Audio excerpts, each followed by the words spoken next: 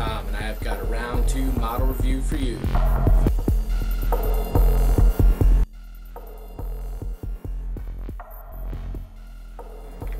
Hey everybody, Model Man here. In the previous Buzzard teaser, I showed this thing lit up. And what I did was to take my variable power supply here and slowly fire it up. Now let's do this with the lights off, huh? Now the motor starts spinning long before you ever see the lights fire up. And then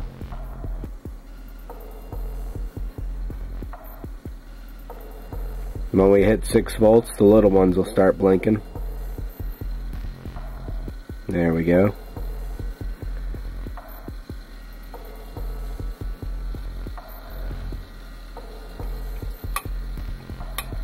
We're at 9 volts now.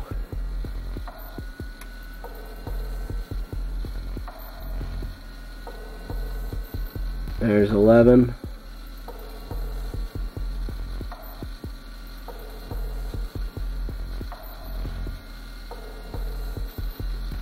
That's just about 12 volts right there.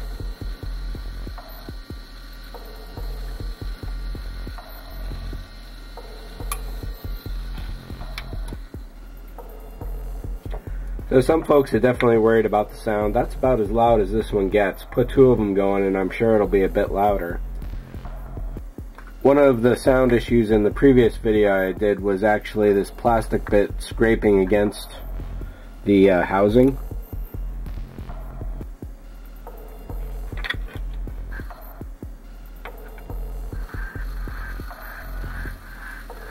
Like that. So the solution there is just to wiggle it just above the surface, and you'll kill that sound. So let's take a look at this without the actual housing on there, the clear plastic that is.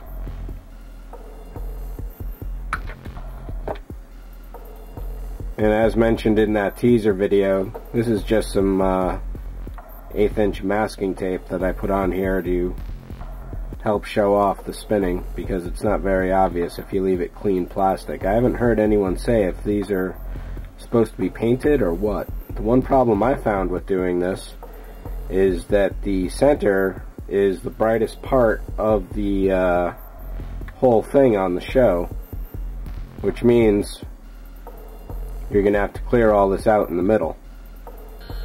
So I've watched this for a while looking for a pattern.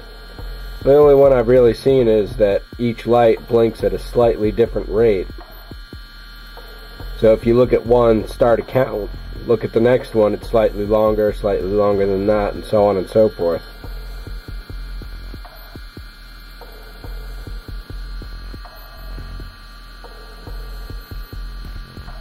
Once you sand down, scuff up, or otherwise diffuse the solid orange amber lights, I'm sure it'll go from the single point like it is with a dull tail on it to a fully lit up teardrop shape. Now, I don't know whether it's better to leave this piece of plastic here, the base, unpainted, so those little stubs glow up white as they do, or if those should be painted. It changes the effect drastically. I haven't painted either of these, of course, but that just seems like a fairly obvious sort of thing. And then whether it's painted a black, a gray, a white, or a silver, that's another matter as well. I recently saw a video of the inside of this, and there are little pieces of shards of glass mirrors embedded all around the place. A few suggestions have been put forth on the forums as to how to replicate that, whether it's regular aluminum foil, little pieces of that, pieces of scrap aluminum. I bet even a foil paper cardstock would do as well.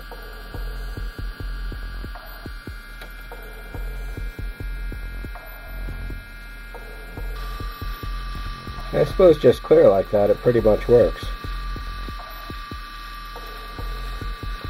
As I noted previously in the teaser video, there is a bit of a wobble going on with the motor there. That's true for both motors. I've tried both of them. but that may not necessarily be true for yours. And whether it really has that much of an effect, that's really tough to say. I'm shooting this at 29.97 frames a second, so that should give you an idea of the rotation speed here, and then you can judge how accurate that is to the show itself. Setting this on the table here. I was originally thinking somewhere down around here would be a good speed, but on the video camera it looks even faster, even though it's much slower in person.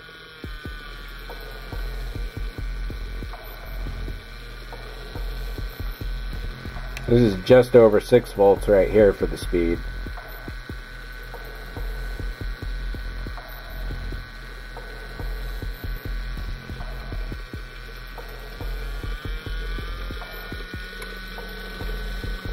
The blinking speed shouldn't change based on the voltage at all. That is a really beautiful effect. Round 2, Jamie, Mike, Gary, you guys really nailed this one. Jim Small. This is really, really great.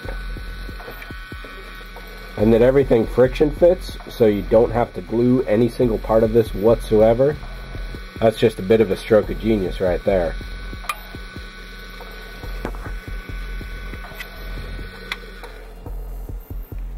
One other request I had was to show off what the nacelle would look like lit up. This is not the round 2 LED tape that's included with the kit, because I didn't want to cut that up. This is in fact some of my own modeler's brand. It's cool white, it is not warm white, which is what comes with the kit. This is what I had on hand really quick when I soldered all this up. And this isn't really a demo of the proper kit itself. This is just to show you what it could look like.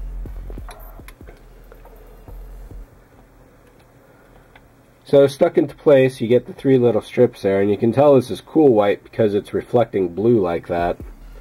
That's the major downfall to cool white, in my opinion, unless you really want that effect, and it works in some cases. But for a more natural looking white, I think warm is definitely the way to go, and that's what round 2 did. They did not use this color.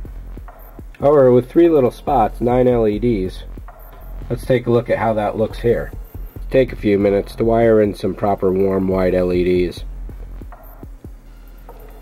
Each one is fairly well centered, or at least placed onto the protrusions that are provided for placement. And the other thing I've done here is I put some very small amounts of masking tape on the edges of the clear plastic so we could put that in place. And let me put this in place now. And here it is, clear plastic alone. Not too bad. At this exposure you can definitely see where they are placed overall. And I don't know if in the directions it suggested that these go blue, they stay white, or what the proper color should be. I suppose you could even take a cue from the motion picture and go with purple.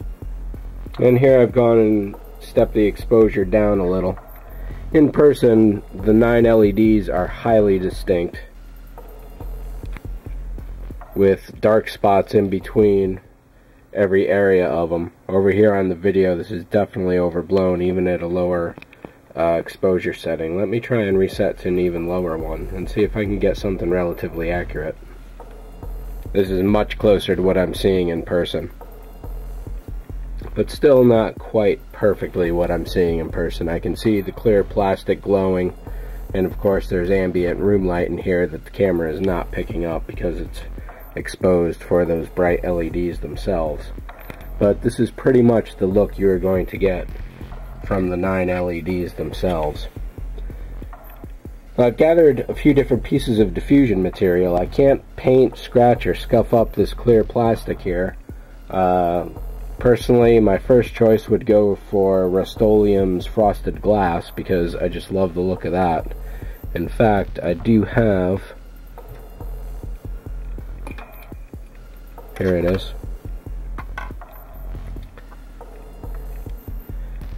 This is the warp grill from the Refit. So you can see that frosted glass straight away just immediately diffuses everything, but you still have those hot spots.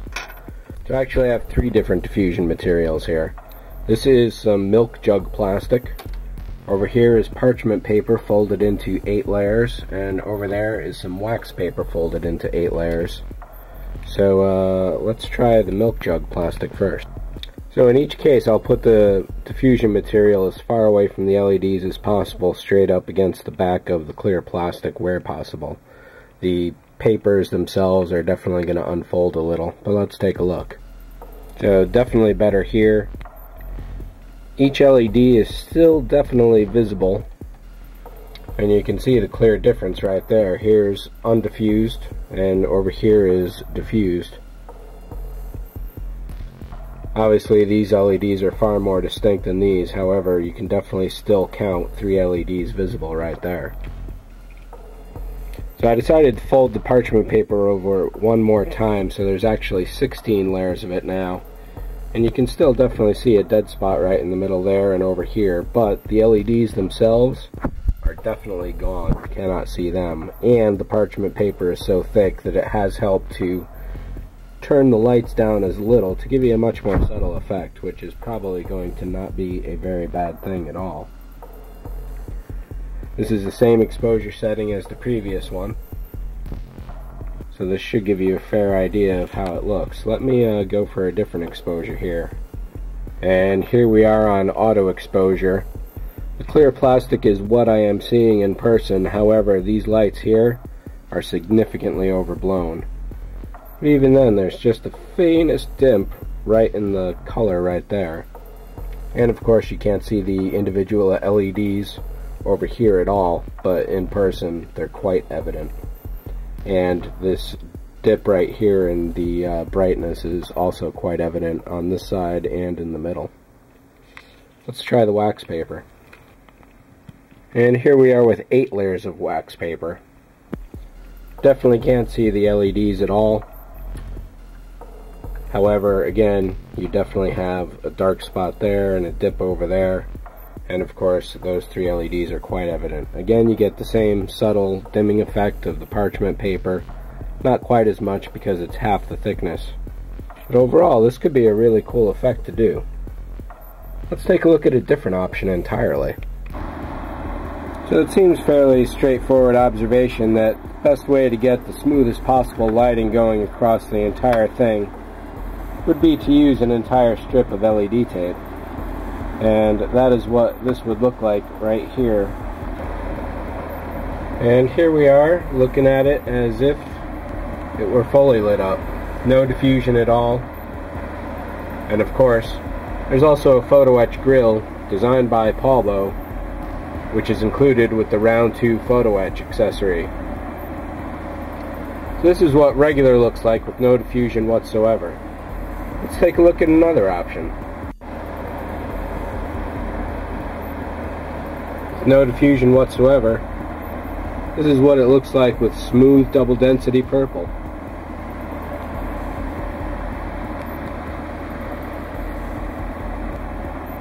And here's what it looks like using ultra smooth double density LED tape. You can definitely see the signs of LEDs in there. In this case, what I've done is taken ultra smooth coated in Rust-Oleum's frosted glass, and that alone almost really does it as far as diffusion is needed. Going back to the milk jug plastic, there's a lot of different ways to diffuse the light, and I haven't even scratched or scuffed or anything like that the plastic. And there are different styles of LED tape you can use. The directions included in this kit say that you can use the LED tape on the engines, or you can put them somewhere in the saucer. For a few extra dollars, you can buy extra LED tape and do both. And with several different styles to choose from, single density, double density, regular smooth, or ultra smooth, you have a lot of options in front of you for just a few dollars more. And of course, there's no need to go with white, blue, or purple. There was one request that I plug the blinking boards together, so folks could see the blink rates. That's a little beyond what I'm prepared to do right now. It involves a bit more in-depth study of the directions that I'm prepared to take on at this time. The lighting kit, as of this recording, will be out soon enough within the next few weeks or month. It's just coming up on late November 2012 right now as of this recording, and this light kit should be out in the next couple weeks or month. Definitely by Christmas or the end of the year, from what's being said. There's definitely a lot of conversations going around at all the hobby forums about this. This is a really hot topic right now, and I dare say this is definitely the kit of the century. There are a couple other big ones that came out in the last couple years or so that were big news, but I think this one beats them all out, hands down. But no matter how you slice it, this is one fat package of materials here. You could certainly do it on your own. It'd definitely be more difficult. Could the kit have been just a little better? Definitely if they had thrown a little more into the nacelles for that option, but it's not going to be one that a lot of people use, I think. However, if you do want to take those nacelles to the next level, there are certainly a lot of good options out there for you that are relatively inexpensive. So again, yet another product that totally knocks it out of the ballpark. Jamie, Gary, Mike, Jim, you guys really did a fantastic job. I think everybody's hats are going to be off to you, and congratulations as time goes on. And with that, that's the last video in this series. I'm sorry that it took so long to get to, considering how rapidly I was able to do the other stuff. However, I'm pretty sure this is going to be a must-buy for a lot of people. So again, congratulations. The 1701 Club Premier Kits are just starting to ship right now. People are getting them in their hands. The standard edition of the kit is going to be out in a few weeks, and the lighting kit along with that. And I'm sure all the other accessory packs that I've shown in the other videos are going to be available at that time as well. So as always, thanks for watching, everybody. I really hope you enjoyed this, and this helped really inform you what's going on. See ya.